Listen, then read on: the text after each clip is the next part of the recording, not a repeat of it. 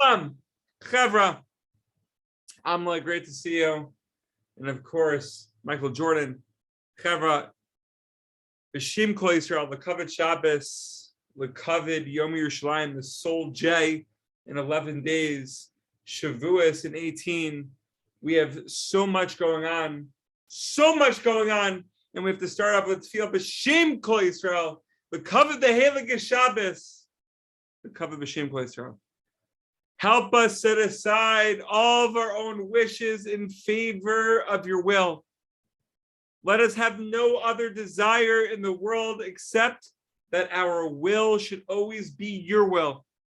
Bring us to know that Hashem is God and that divine mercy and justice both come from one source. Let us understand that no matter what may happen to us, everything is for the good. Let us bless you for everything as good and beneficent. The way people will bless you in the future, as it is written, I will praise Elohim when God deals with me through his attribute of justice. I will praise Hashem when he deals with me through his attribute of mercy. Be'ezrat Hashem Chavra. Wow. There's more to the tefillah, but we're going to continue halakha l'maisa. We are talking about laws pertaining to cleanliness when it comes to involving ourselves with sacred matters. Chavra, as you can see, we're repping TV Chovat. We got to fire it up. Care must be taken in Chelek Daled, in any place where there is reason to suppose that perhaps there is excrement or urine there, until or that one should not recite any secret matters there until he inspects the area. One should not pray in the ground level of a building if there is a place of filth on the upper story. And it says in the footnote, which state that the common practice is not to refrain from praying in these circumstances. All right, halakha l'maisa. Halakha l'maisa. Chavra, let's continue our journey with Soul of J.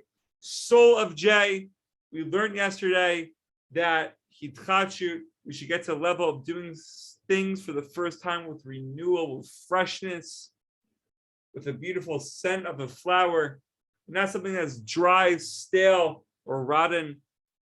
Chavra, we are continuing with, we are lonesome for God. But the question we all need to be asking ourselves, is God lonesome for us? The Gemara says in Brachot 3a, Kira, you hear that source? 3a. Right, we got the source. The Gemara says something very deep, Chavra. The Gemara says, Oy lahem labanim shigalu me'al shulchan avihem. The lonesomeness of the destruction is like children who were taken away from their parents' table, God forbid. So, Chavra, let's see what that means.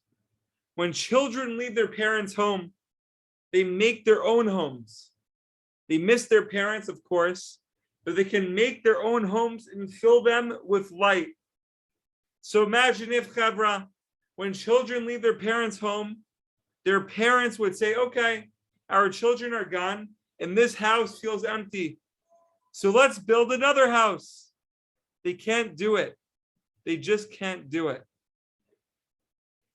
Now let's get even deeper. Us Yidden Chavra, us Yiddelach went into exile.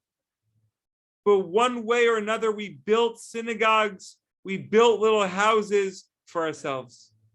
What did God do when his house was destroyed, the Holy Temple? Did he build another house? No, because it's very simple.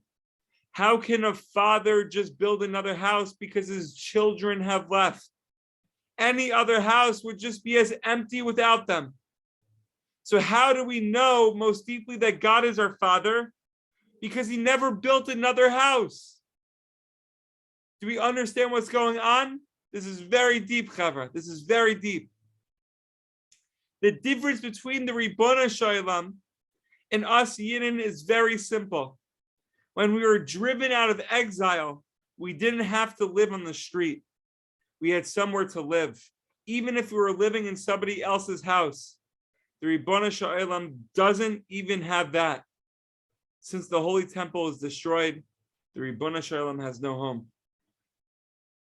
Just like when the children leave the homes, the father could think that another house would be filled with something, but really the house that he buys or he moves into is just as empty as the last one. Now, what does this mean practically? Now we understand that Hashem, based off this, since the temple is destroyed, has no home because he didn't build another one, right? So therefore, he's truly our Father.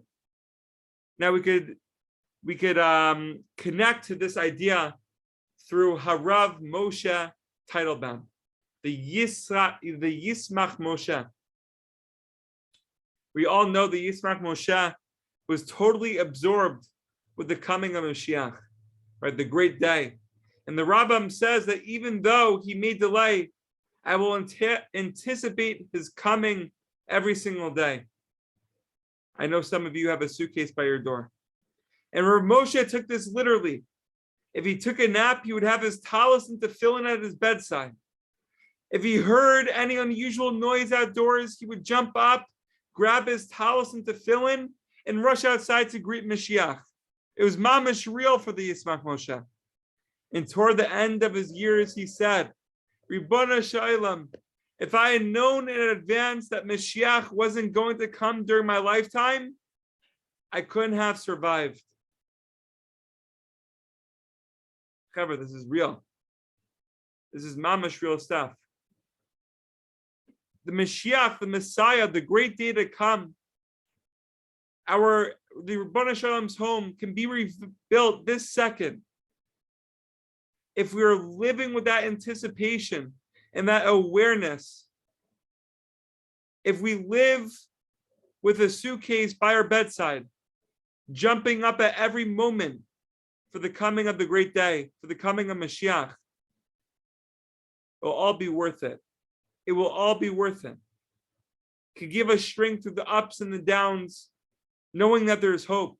There's always hope. There's always hope. Let's get a taste from the Yismach Moshe, from the story. Right? Because it wasn't revealed to the Yismach Moshe that Mashiach wasn't going to come in his lifetime,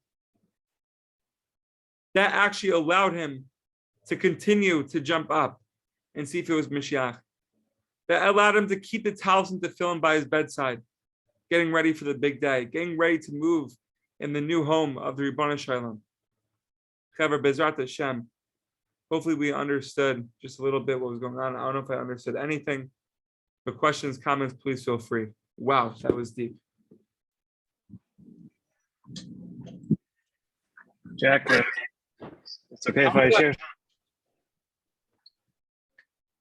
a little deep. I'll try to. You set up the story of Shon Karabakh translates on Kadoshim to you from the Ishmael about readiness, always being ready.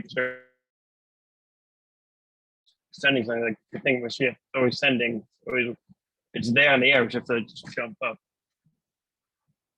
We just have to jump up, brother. We just have to jump up. And by the way, your level of jumping up is you sending those stickers. Brother, I really feel when you send those stickers, Mashiach is coming. The great day. The great day.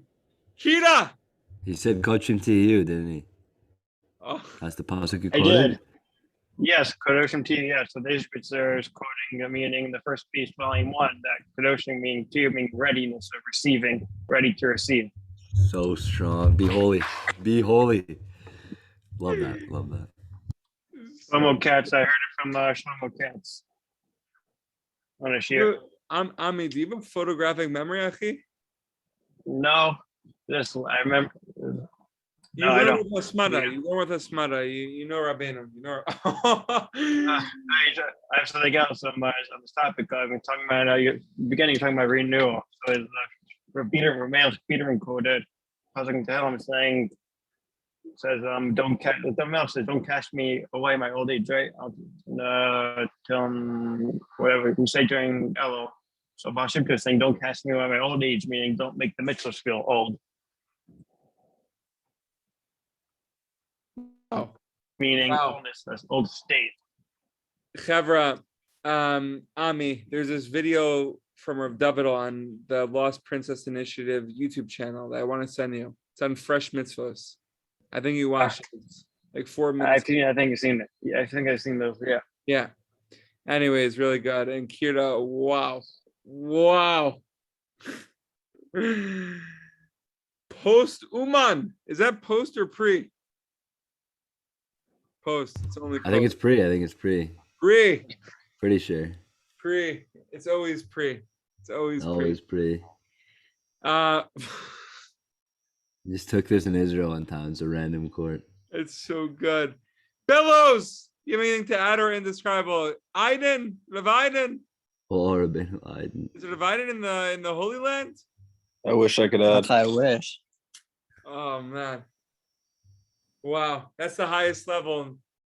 Saying I wish, mamish. I wish. In fact, there's someone he's a Chabadnik. He doesn't check what time it is in the morning. He just thinks about his Mashiach here, not in the morning. He doesn't check the weather. He just says his Mashiach here. Bro, why use fire? Why use fire? By the way, big hawk in Israel, Kira. New Delhi went from 25 shekel to 33 shekel a sandwich. No. Really? Usually only the Philly steak that was 33. 33, like Bomer, the Shiva is Hod Jabahod. Oh